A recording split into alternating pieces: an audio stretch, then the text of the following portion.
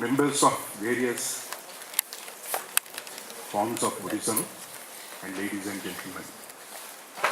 I thought that I should skip my presentation as there is a limitation on the given time. But I will give the basic essence that I am interested to present for this forum. Now, when we talk about tourism, we heard that our previous presenter explaining even the first 60 monks of the Buddha was requested to go and make people enlightened on the religion, the faith of Buddhism and the doctrine of the Buddhism. But here, my concern and my subject is cultural tourism and the religion. So today we use the word tourism not with the intention of a person who engage in traveling or visiting places or when meeting people at various localities of the globe. Tourism is an industry. It has been defined as an industry which will look after the interests of the travelers who are basically thinking of recreation. Later on, there were so many other inputs came in, and today the tourist, more than the recreation, he is interested to learn about the different cultural practices of the countries or the region that he is visiting. So commercial tourism that we are very comfortable with today or know very well is began in 1840s. Thomas Cook, you would have heard the name of the great man, who created the concept of commercial tourism. So what is interesting is, since that time, we have heard about various forms of tourism.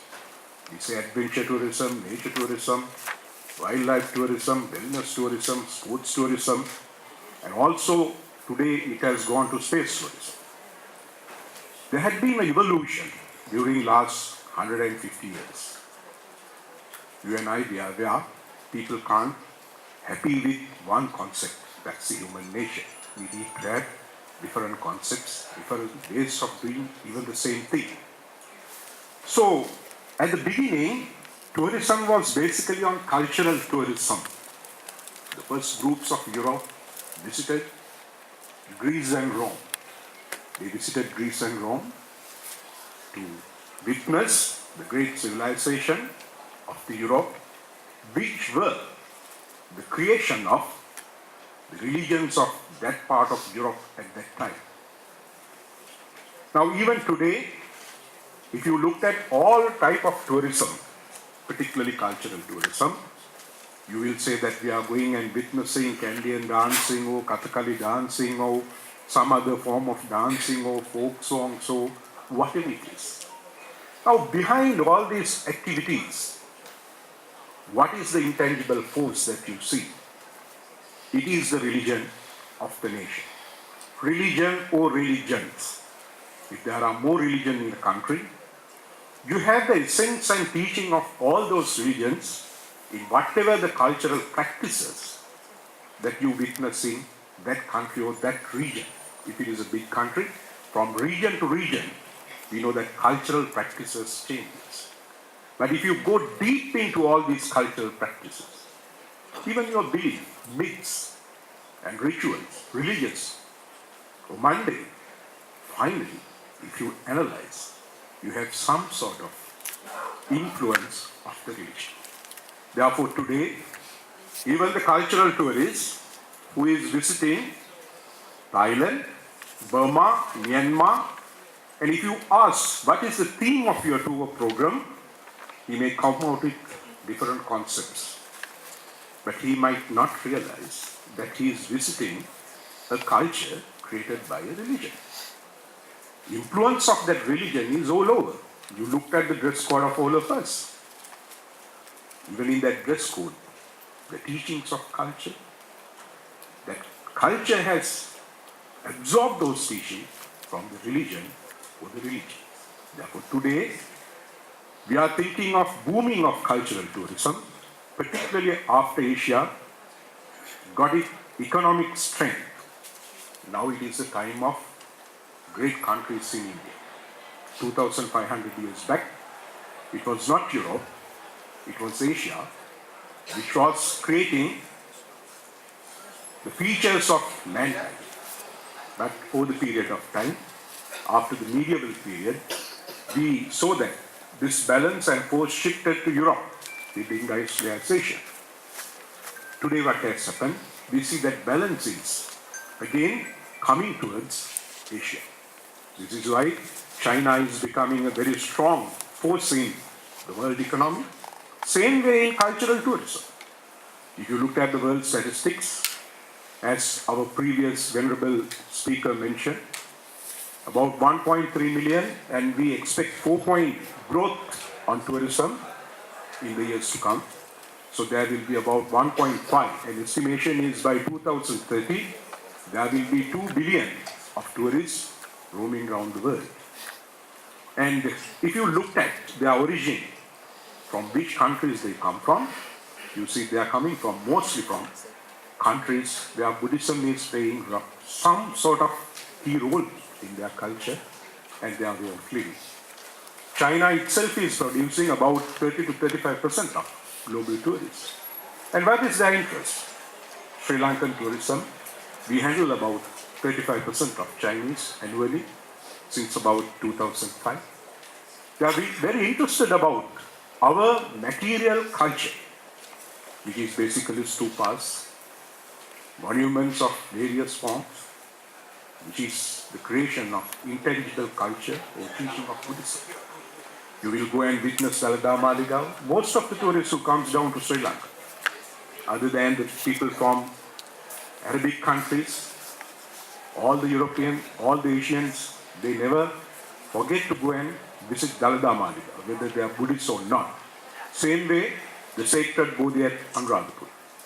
Those have become universal religious monuments, irrespective of your own religion. Now this is culture. This culture has been governing the world many centuries before. Today again, we see there's a boom in Asian religions, and even most of the Europeans now, impartial Europeans, they have realized the importance of Buddhist teaching. Therefore, cultural tourists who wants to come down to Sri Lanka, who wants to come down to India, Thailand, etc., is becoming more and more. Now, on the other hand, the mental agonies that we experience in the contemporary world due to various political agendas of the major countries in the world, people are always living with fear in their minds. You know what is going to happen following morning. The tension is so much. All of us are, compared to 25 years back, very rich. We have luxuries at our fingertips. But if you analyze even our own Sri Lankan society, what has happened to our family bond? Our children are locked up in their own rooms, do not come out even to have the dinner together as the family members. These are the creations of the ITH, so-called ITH. Even in your own family, though all the members are living together, they are with their smart mobile phone. They are not with their parents. Parents can be seen, but very hardly you interact with them. So family bond is diminishing. Even from the kindergarten, who is the best mate? No friends. It is smartphone. We don't see that children play anymore. They play with their internet and laptops. Now, this is the world that we are living in. The tension is very high. Parents are having huge frustration in their minds, but untold. Same way children feel isolation. Family bonds are no more existing. So in this type of world, in this global community, we need to come out of this mental tension.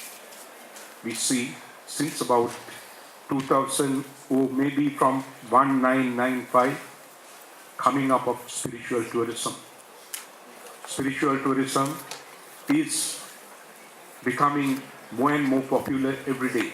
Even if you looked at the centers in Sri Lanka and India, I know sometimes it is difficult to get an appointment even for next January, February. Most of these people who comes down and to stay in this type of countries and mingle with the local societies. What is the ultimate theme of cultural tourism? Not going and visiting monuments. You must live as a member of that particular society. At least a couple of weeks to experience the cultural identities and different cultural practices. This is now called participative tourism. In India, it is very popular. They come and stay with the family. Now they are not talking about spas and 5-star, 7-star tourist hotels. For cultural tourists, none of these materialistic aspects are important. What is important is to experience different cultures and their way of thinking. I think with new concept in cultural tourism and the beginning of new era of cultural tourism in the global tourism, we might see within next 5 years, the number of cultural tourists who will roaming around Asia will be double. Thank you very much for my listening to me. Thank you very much, Mr. Dr. Prashantha Perera. I know with your experience in the different kind of companies and your professional life, you have many things to say. And you say the cultural tourism is very important. Of course, Sri Lanka we have cultural tourism, but still poverty is very high. We have to find out some other solution. This afternoon session we have plenary. So I would like you more elaborate. Our question is, I would like to really make you clear why these traditional Buddhist countries are so poor. What is wrong? What is going on? Cultural tourism is still we have these countries. So we need some solution for that. Therefore, I will keep Venerable Professor Maratna this afternoon. I would like at least 1 hour he must say something. He is the only Buddhist monk specialist on this issue. We need some solution to say to the world. Not only celebration and go back home. Therefore, I prefer our panel bring something to the people new. Thank you very much, Doctor. Thank you.